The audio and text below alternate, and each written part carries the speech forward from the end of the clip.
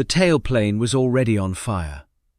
From the open cockpit of his biplane, Lieutenant Commander Eugene Esmond could see the German fleet spread across the English Channel below him. 3 capital ships, ringed by a screen of 46 destroyers, torpedo boats and E-boats, with Luftwaffe fighters swarming above the entire formation like a lid pressed down on a box. The Prinz Eugen's guns had just severed his lower port wing. A German fighter had already put rounds into his back and his head. The aircraft was burning. He was still well outside torpedo release range. He didn't turn around. Before we can understand what happened on February 12, 1942, we need to establish something the story's title obscures. The aircraft Esmond flew that day wasn't a Spitfire. It was a fairy swordfish, a fabric-covered, open-cockpit biplane torpedo bomber nicknamed the String Bag, designed in the early 1930s and in Fleet Air Arm service since 1936. Its maximum speed was approximately 138 miles per hour, slower than some First World War fighters measured against the Focke-Wulf 190s and Messerschmitt 109s hunting it that afternoon. Its structure was steel tubing covered with doped fabric, braced between 2 wings with taut wire. The pilot sat in an open cockpit with no armor plating between him and whatever was incoming. Behind him sat an observer with charts and navigation equipment. Behind the observer sat a telegraphist air gunner with a Lewis gun pointed backwards into the slipstream. The Spitfire was the symbol of British air power in 1942. Modern, fast, beautiful, lethal. What flew into the Channel Dash was something considerably older and considerably more exposed. A machine that looked, to everyone who saw it, like it belonged to a different war entirely. 825 Naval Air Squadron was a Fleet Air Arm unit, Royal Navy, not RAF, and Esmond held the rank of Lieutenant Commander, not Wing Commander or Squadron Leader. His unit had been reformed just weeks before this day, after losing all their aircraft in the sinking of HMS Ark Royal in November 1941. The specific swordfish Esmond flew, serial number W5984, call sign H for Hotel, had been built by Blackburn Aircraft at Sherburn in Elmet in North Yorkshire and delivered to the squadron on January 1, 1942. It was 6 weeks old when it burned. 18 men went out in 6 of these aircraft. 5 came back out of the water alive. The question that has followed the story ever since is whether those 18 men were heroic or whether they were thrown away. Eugene Kingsmill Esmond was born on March 1, 1909, at Huthwaite House in Thurgerland, Yorkshire, near Barnsley, not in Ireland, though Ireland is where his story lives in memory. His father, Dr. John Joseph Esmond, was an Irish Catholic, an Irish nationalist MP for North Tipperary, a man in general practice in Yorkshire who had married twice and produced 12 children between his 2 marriages. Eugene had a twin brother named James, 4 other natural siblings, and 6 half-siblings from his father's first marriage. When their father died in 1915, pneumonia compounded by overwork during the war, Eugene was 6 years old. The family returned to the ancestral home at Dromina in County Tipperary, and Eugene was educated by Jesuits, first at Wimbledon College in London and then at Clongowes Wood College in County Kildare. He was commissioned into the Royal Air Force as a pilot officer on December 28, 1928. RAF service ran through 1934, then a transfer to the Fleet Air Arm. Upon leaving the Navy in 1934, he flew commercially for Imperial Airways, flying boats, long-distance mail routes, including the first surcharged airmail to Australia. He returned to the Fleet Air Arm in May 1939, 3 months before the war, holding the rank of Lieutenant Commander. His first sea posting was to HMS Courageous. That carrier was torpedoed and sunk in September 1939, which put Esmond back on shore duty while a replacement was arranged. Eventually, he returned to sea aboard HMS Victorious, the brand-new fleet carrier commissioned in August 1941. One other biographical detail is worth noting. His great-uncle, Thomas Esmond, had been awarded the Victoria Cross in the Crimean War. "It runs in the family," people said afterward. That kind of observation is easy after the fact. It tells you nothing about the man who had to make the decision. The measurement of Eugene Esmond's character was first taken on the night of May 24, 1941. The German battleship Bismarck had sunk HMS Hood 2 days earlier, the most powerful warship in the Royal Navy, destroyed in roughly 8 minutes at the Denmark Strait, with the loss of 1,415 men. The home fleet was chasing her across the North Atlantic, and HMS Victorious, still working up with a green crew, was close enough to make one strike. 9 Swordfish, 120 miles of foul North Atlantic weather, a moving battleship that had just demonstrated what it could do to the best ship Britain had. Night, overcast, Atlantic swells. The kind of conditions where a fully modern aircraft might hesitate. Esmond led them anyway. One torpedo hit the Bismarck amidships. All 9 aircraft returned. The Commander-in-Chief of the Home Fleet wrote in his official dispatch to the Admiralty that the attack was magnificently led, and that the torpedo hit was largely responsible for the Bismarck finally being brought to action and sunk. Later analysis suggested the strike contributed either directly or indirectly, through hard manoeuvring, to flooding that rendered a boiler room unusable. But the dispatch exists. The Commander-in-Chief said those exact words. The Distinguished Service Order was announced in September 1941. What that attack established for Esmond, and for everyone watching, was a specific data point about what was survivable. An experienced pilot, leading his men with discipline and nerve, could fly obsolete aircraft into the guns of a capital ship at night in heavy weather and bring everyone home. He didn't know which variables would hold when he launched. He flew anyway. Every man came back. 9 months later, on the afternoon of February 11th, 1942, King George VI placed that DSO into Esmond's hands personally at an investiture ceremony at Buckingham Palace. That same night, a few hours after the ceremony, the German fleet sailed from Brest. The 3 ships were Scharnhorst, Gneisenau, and Prinz Eugen.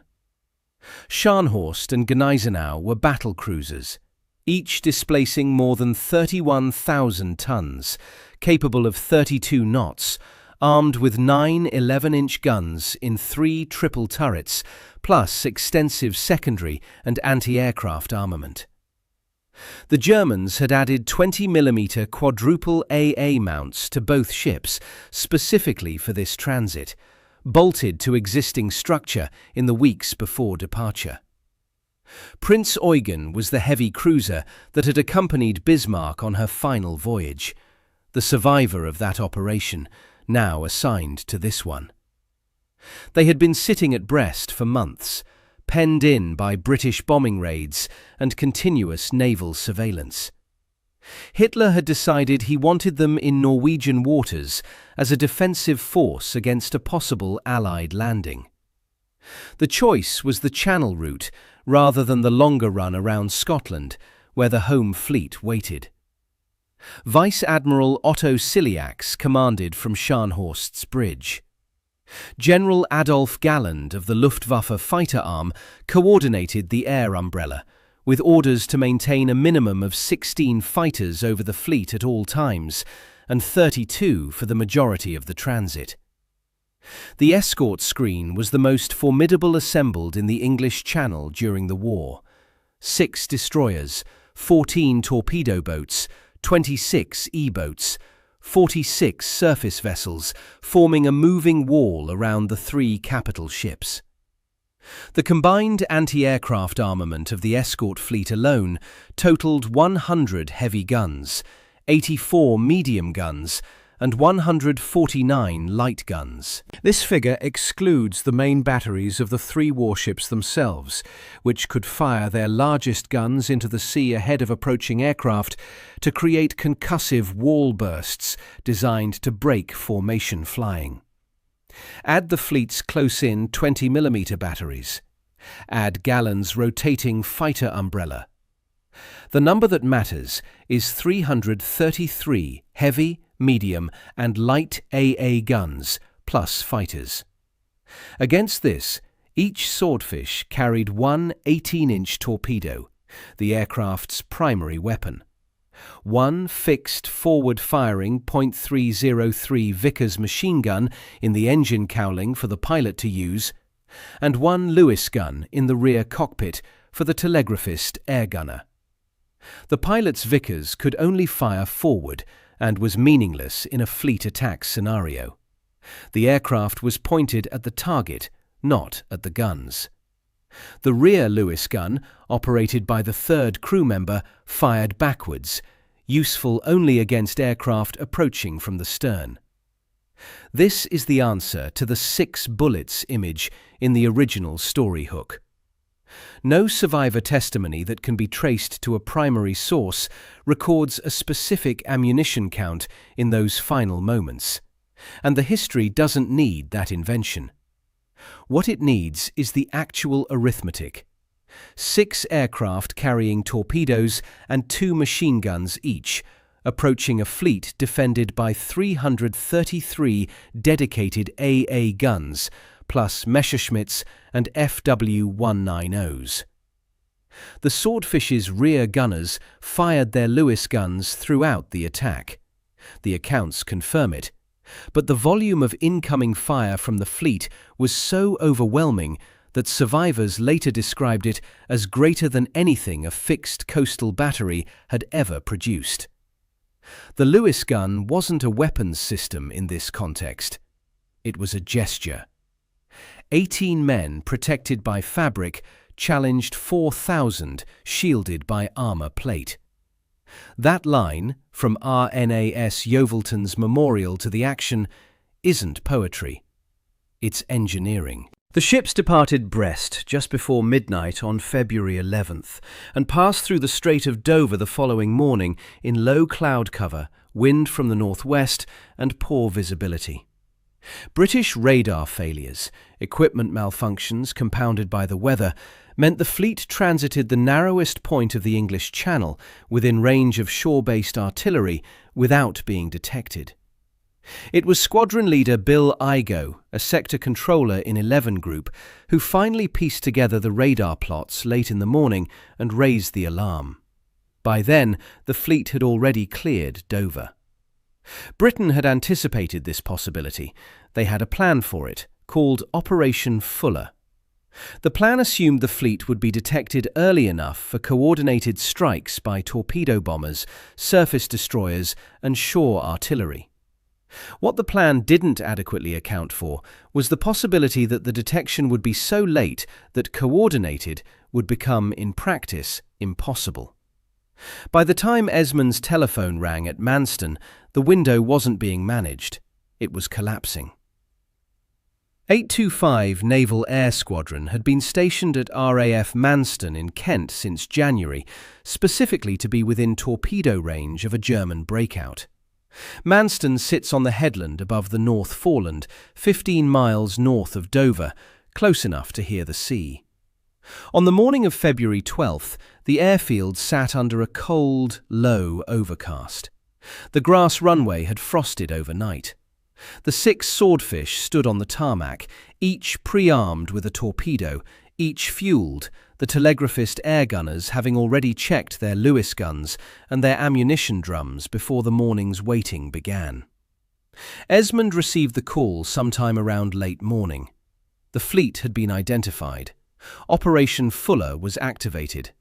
The Swordfish were to go. And then they waited for the escort. The plan had called for multiple Spitfire squadrons. The precise number varies slightly between sources, but the intent was continuous and substantial fighter cover, to rendezvous with the Swordfish over Ramsgate before the attack began. 11 Group, RAF, was responsible for dispatching them. What actually materialized was 10 Spitfires of No. 72 Squadron, led by squadron leader Brian Kinkham. A third aircraft in their formation had failed to start on the ground before takeoff, a mechanical failure on this particular morning at this particular moment. Squadrons No. 124 and No. 401 from Biggin Hill arrived at the Ramsgate rendezvous point 15 minutes after the Swordfish had already departed. They found empty sky and turned east, where they ran into German fighter patrols before they ever sighted the formation they were supposed to protect.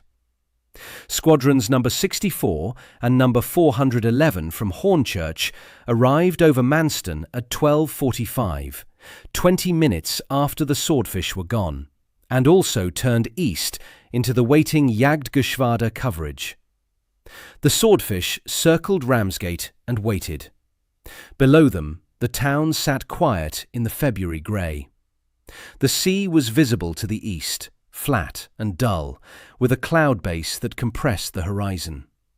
Somewhere out there, 23 miles away and moving at 27 knots, 3 capital ships and 46 escort vessels were drawing steadily towards the North Sea and safety. At 12:32, Wing Commander Constable Roberts at Dover Castle telephoned Esmond directly. The message was explicit. The Swordfish should only go if Esmond was convinced he had sufficient fighter cover. The final decision was his. The call wasn't an order. It was a conditional release. Constable Roberts communicated what he was permitted to communicate and then stepped back. Esmond looked at 10 Spitfires circling and a fleet moving east. His mind, as the subsequent Board of Inquiry on March 2nd recorded from witnesses, was already made up before the phone call ended. He told Constable Roberts to inform the Admiral that the squadron would proceed. That Board of Inquiry later produced one finding that never appeared prominently in the public accounts. It was felt that even with heavy cover, few Swordfish crews would return from a daylight mission such as this. Full escort wouldn't have changed the arithmetic dramatically. Without escort, it changed it completely. The distinction being between long odds and near certainty. Esmond knew this.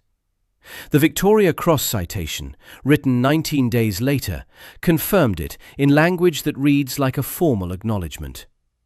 Lieutenant Commander Esmond knew well that his enterprise was desperate. He taxied out anyway. At 12:25 on February 12, 1942, one by one, 6 torpedo-laden Swordfish taxied along Manston's frozen grass runway, each one shaking as its Bristol Pegasus radial engine ran up to power, exhaust stacks cracking in the cold air and lifted into the winter sky. The crews were organised in 2 subflights of 3 aircraft. Esmond flew W5984H as leader of the first, with Lieutenant William Williams as observer and leading airman William Clinton as telegraphist air gunner behind him. Sub-Lieutenant Brian Rose piloted W5983G, with Sub-Lieutenant Edgar Lee as observer and leading airman Ambrose Johnson as his TAG. Sub-Lieutenant Charles Kingsmill flew W5907L, with Sub-Lieutenant Reginald Samples and leading airman Donald Bunce completing the crew. Lieutenant John Thompson led the second subflight in W4523F. Sub-Lieutenant Ralph Wood flew W5985K. Sub-Lieutenant Peter Bligh flew W5978M, with leading airman William Smith in the rear cockpit. 3 aircrew each, 18 men total. Their average age was probably not much past 25, with the exception of Esmond himself, who was 32.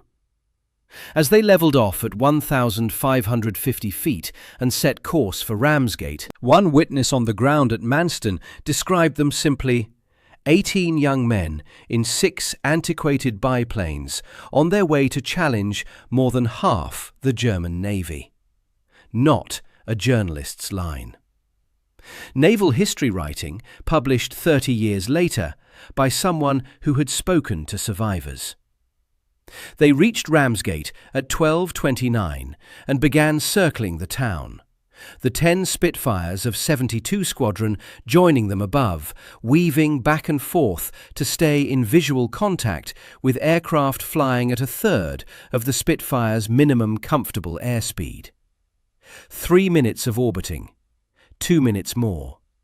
Then Esmond's Swordfish dipped its nose east and the formation fell into line behind him, dropping down from 1,550 feet toward the wave tops, levelling at 50 feet.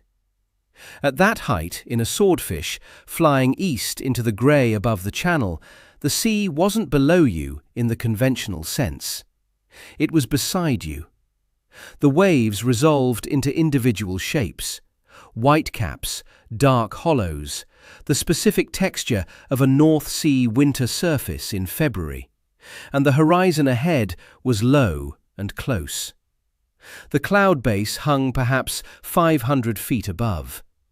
Between the cloud and the water was the narrow corridor where the Swordfish flew, where it had to fly, where torpedo doctrine required it to fly if the weapon was to arm in time to function. Torpedo release altitude 18 feet. Ideal release distance 1,000 yards.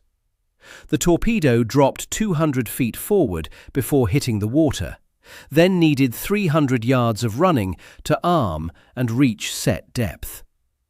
At 85 knots, the aircraft had to hold course and altitude through the entire approach. No evasion, no climbing, no breaking off, until the weapon was away. Only then could the pilot do anything else. The German ships were 23 miles off Ramsgate, moving at 27 knots. At 85 to 90 knots, the Swordfish needed approximately 15 minutes to reach them.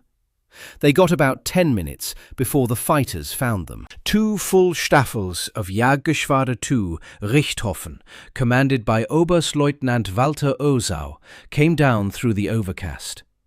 The Staffel is the basic Luftwaffe operational unit, about 12 aircraft each, so approximately 24 fighters dropped onto the 6 Swordfish and their 10 Spitfire escorts simultaneously. The 10 Spitfires of 72 Squadron broke upward to engage, driving the first wave back toward the cloud base. Kincombe's pilots handled themselves well against superior numbers. As fast as they dealt with one group of Messerschmitts, another flight of FW-190s descended from above. Keeping visual contact with the Swordfish was itself a tactical problem the Spitfire pilots hadn't fully solved. Their minimum comfortable airspeed was nearly 3 times the Swordfish cruising speed, which meant flying in a continuous weaving pattern, bleeding off energy with every turn, and losing altitude repeatedly to stay below the cloud. Every time a Spitfire climbed to meet a German fighter, the Swordfish below were briefly unprotected. Every time the Spitfires descended back toward their charges, there were fewer Spitfires than before. By the time the Swordfish reached the outer edge of the destroyer screen, the escort was gone. Not deliberately abandoned, overwhelmed. The subsequent RAF analysis placed institutional blame for the escort failure on 11 Group for not providing the full promised force. But even what had been provided had been consumed by the fighter umbrella before the torpedo bombers were in range. From 50 feet above the water, in an open cockpit, the fleet wasn't something you looked down at. You looked across at it. The destroyers and E-boats filled the near water. Grey hulls, white bow waves, mass tracking as they turned to bring their guns to bear. Behind the destroyer screen, the superstructure of Scharnhorst rose above the horizon. Then Gneisenau. Then Prinz Eugen. The three capital ships were enormous at low altitude. Not small shapes on a distant horizon, but actual structures, island-sized, steel grey and low in the grey water, surrounded by a moving island of smaller ships in every direction. Every gun was already rotating. The 100 heavy pieces, the 84 medium pieces, the 149 light. All of them had been tracking the swordfish since the formation emerged from the coastal haze. The Germans had practiced this. They had trained specifically for torpedo attack approach angles. They knew exactly what a low-altitude approach by a biplane torpedo bomber looked like, and they had been waiting for this specific geometry since before the fleet left Brest. Survivors later described the anti-aircraft fire as unlike anything they had previously encountered from coastal batteries. The air, one account stated, was simply full. Not an exaggeration for effect, a factual description of what happens when 333 dedicated guns open fire simultaneously at a small, slow, low-flying formation in a compressed corridor of sky. The Prinz Eugen's guns found Esmond's aircraft first, which meant they found the formation leader, the pilot with the most experience, the man who had done this before against Bismarck and brought everyone home. The tailplane caught fire. Then the lower port wing, severed by Prinz Eugen's secondary battery, separated from the airframe in a way that should have ended the aircraft's ability to fly. AFW 190, that had broken through the escort engagement, came in from behind and put rounds into the open rear cockpit area, into Esmond's back, into his head. The telegraphist air gunner was traversing his Lewis gun, firing back into the oncoming fleet. The accounts confirmed the rear guns were active, but the Lewis gun was firing single rounds at a rate of perhaps 500 per minute, against a fleet firing thousands of rounds per minute from every bearing. The aircraft was structurally compromised. The pilot had been hit twice by fighter cannon fire. The tailplane was burning. He was still far outside torpedo release range. The heading didn't change. Captain Hoffmann of the Scharnhorst watched from his bridge. His recorded words, preserved in the German accounts of the battle, aren't the words of a man watching a failed attack. Poor fellows, they are so very slow, it's nothing but suicide for them to fly against these big ships. Not contempt. Something closer to helplessness in the face of what he was watching. Admiral Ciliax, commanding from Scharnhorst's flag bridge, described the swordfish attack in his after-action report as the mothball attack of a handful of ancient planes, piloted by men whose bravery surpasses any other action by either side that day. Wilhelm Wolff, a gunner aboard Scharnhorst, wrote afterward, "What an heroic stage for them to meet their end. Behind them their homeland, which they had just left with their hearts steeled to their purpose, still in view." Still well short of his release point, the burning swordfish W5984H burst completely into flames and hit the channel. Esmond was first. He was first because he led from the front, and because the front was where the guns found you earliest. The 5 remaining swordfish held their headings. They were already damaged from the fighter engagement. All 6 aircraft had taken hits before they even reached the fleet. Now the anti-aircraft fire that had been distributed across 6 targets concentrated on 5, then 4, then 3. Each torpedo run required the pilot to hold straight and level through the outer screen, through the destroyer barrage, to 1,000 yards from the capital ship, to release. All of it in an open cockpit at 50 feet with no armour and a fabric airframe. All 5 were shot down. The attack was brief and absolute. From the moment the Swordfish crossed the outer destroyer screen to the moment the last aircraft went into the water, no German ship sustained damage. The torpedoes that were released in the closing moments ran their courses in the channel without finding a hull. The attack, described in the Victoria Cross citation as having at least one torpedo believed to have struck, was the Navy recording what it wanted to be true. No German account, no Royal Navy damage assessment, and no post-war analysis supports a torpedo hit. The attack was, by any tactical measurement, a failure. 5 men were pulled alive from the channel that afternoon. Sub-Lieutenant Edgar Lee, the observer in Brian Rose's aircraft, found his pilot badly wounded in the cockpit of their downed Swordfish and helped him out of it, a fact documented at Manston's history exhibit with photographs. Leading Airman Donald Bunce, the telegraphist air gunner in Charles Kingsmill's crew, survived and later recorded his recollections with the Imperial War Museum.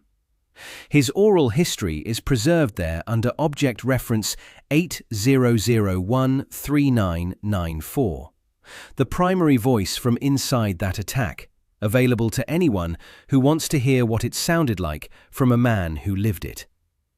Edgar Lee was the last surviving member of the 825 NAS Swordfish attack. He died in Woodbridge in 2009. 13 men died. Of the 5 who survived, every one of them was wounded. Esmond's body wasn't found on February 12th. 7 weeks later, still wearing his life jacket, it washed ashore in the Thames estuary near the River Medway. He was buried at Woodlands Cemetery in Gillingham, Kent, on April 30th, 1942. He would have turned 33 on March 1st. He died 11 days short of his birthday. Britain woke on February 13th, 1942, to the worst naval humiliation since the 17th century.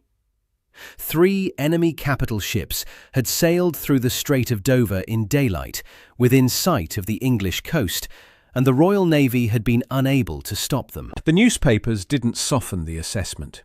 Editorials described it as a great affront to British naval prestige. February 1942 was already the worst month of the war. Singapore fell on February 15th, adding catastrophe to catastrophe within 72 hours. Churchill's government was under parliamentary pressure from every quarter. The Channel Dash was the last thing they needed. The RAF's own institutional post-mortem, later published in the Air Power Review under the title Executive Fuller, the Royal Air Force and the Channel Dash, placed specific blame on 11 Group for the failure to provide the full escort promised for the Swordfish attack. Not a civilian's judgment, not a journalist's retrospective. The RAF examining its own performance and finding it precisely wanting. The coordination failures ran through every layer. The radar gaps, the late identification, the escort squadrons that arrived at empty sky and turned east into a battle that had nothing to do with the Swordfish. What those failures produced at the end of the chain was 6 torpedo bombers flying into the most heavily defended naval formation in the English Channel with 10 Spitfires instead of the multiple squadrons that had been planned and promised. In Parliament on February 24th, 12 days after the attack, the House of Commons debated the Channel Dash. 7 days after that, on March 3rd, the Victoria Cross was formally gazetted.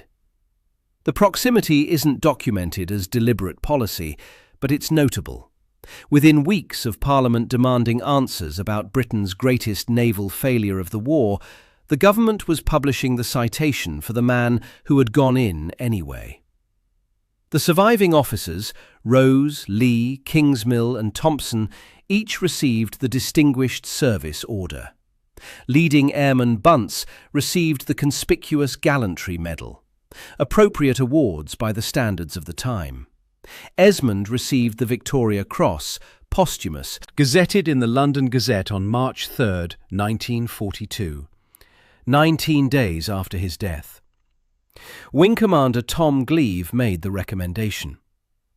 The King approved the grant for valour and resolution in action against the enemy to the late Lieutenant Commander A. Eugene Esmond, DSO. The full citation, published in the Gazette, reads in its essential passages.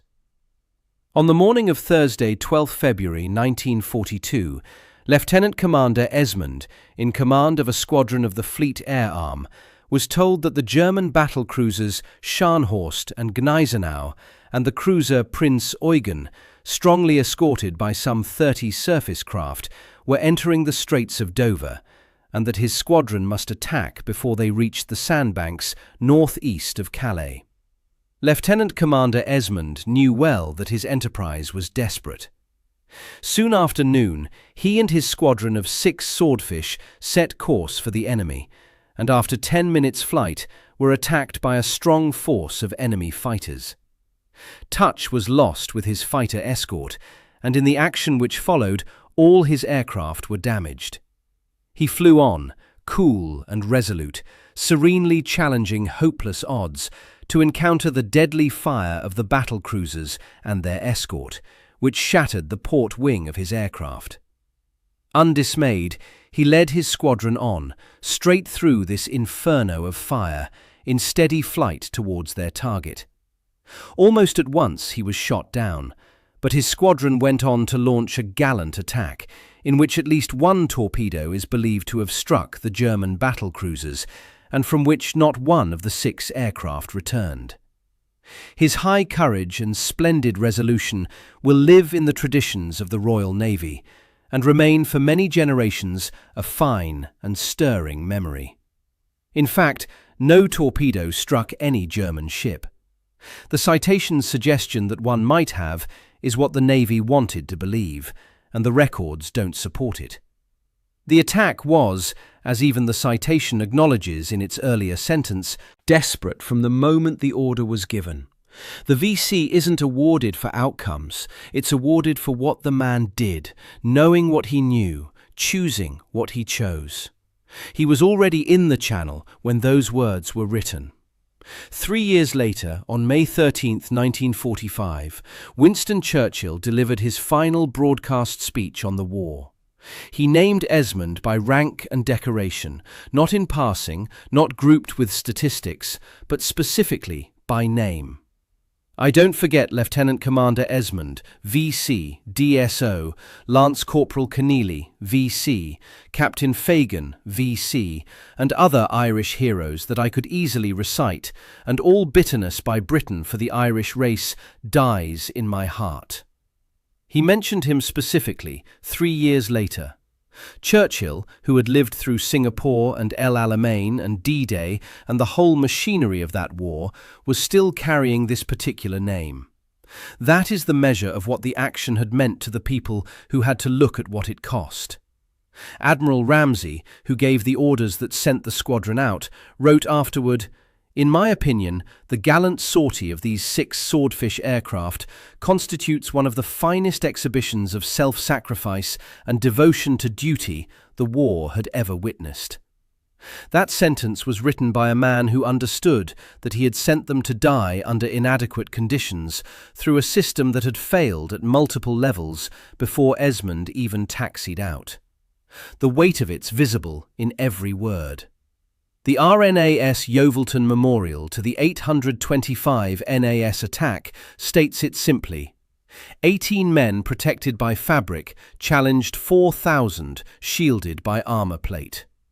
The title of this story calls Esmond a Spitfire pilot. He wasn't.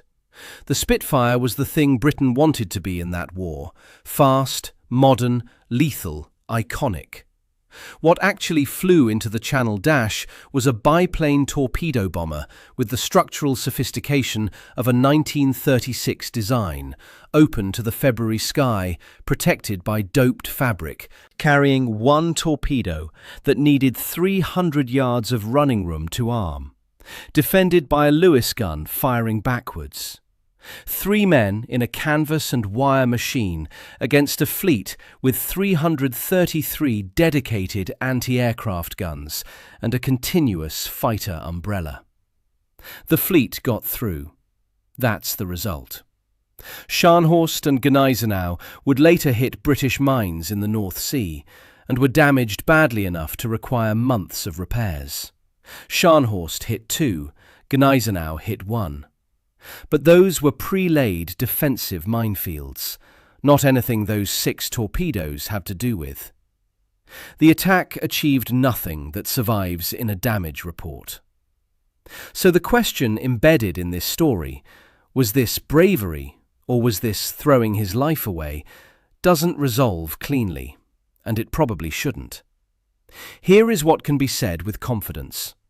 In May 1941, Esmond had done essentially this before and brought everyone home. He had reason to believe, however thinly, that the impossible was survivable. He also had the Board of Inquiry's implicit acknowledgement that even with full escort, survival was unlikely. He had a phone call that explicitly gave him permission to abort. He had 10 Spitfires instead of 30 or 40. He had a fleet visibly larger and more defended than anything his aircraft was designed to fight. He made his calculation, put his hand on the throttle, and went in. Whether that makes him brave or reckless depends on what you think bravery is for. If bravery is the performance of effective action against achievable odds, the Channel Dash is a failure. If bravery is the refusal to let the size of the thing in front of you be the thing that stops you, then what happened in that final approach is something else entirely. The German officers standing on Scharnhorst's deck had watched this distinction resolve in real time. They had watched a burning biplane, port wing gone, tailplane on fire, pilot already struck twice, hold its heading at 50 feet above the channel at 85 knots. They weren't watching a tactical success. They were watching something they apparently had no framework for, which is why Ciliax reached for the word bravery, why Hoffmann said suicide, with what sounds like sorrow rather than satisfaction, why Wolfe wrote about the homeland still visible behind the aircraft. The fleet killed him. The fleet couldn't make him turn around first. That is the paradox the title reaches for, however imprecisely. 19 days after he died, a piece of paper with his name on it was published in the London Gazette. Victoria Cross, posthumous, March 3rd, 1942. If you knew going in that the fleet would pass through, that you wouldn't survive, that the medal would come through after you were already in the water, would you still hold the heading? He did. Subscribe for more stories like this.